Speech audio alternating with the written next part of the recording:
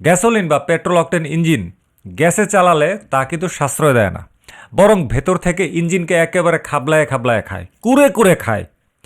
CNG বা LPG যখন দহন হয় তখন তা পেট্রোলের চেয়ে অনেক বেশি তাপ উৎপন্ন করে।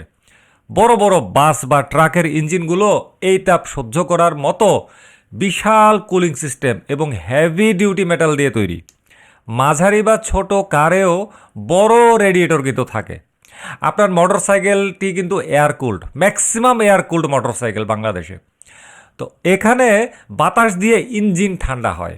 গ্যাসের অতিরিক্ত তাপে ইঞ্জিনের অয়েল খুব দ্রুত তার সান্দ্রতা বা ভিসকোসিটি হারিয়ে ফেলে, ফলে পিস্টন এবং সিলিন্ডারের ঘর্ষণ বেড়ে যায়। দীর্ঘমেয়াদে আপনার সাশ্রয় করা টাকাটা ইঞ্জিনের ওভারহোলিং করতেই চলে যাবে।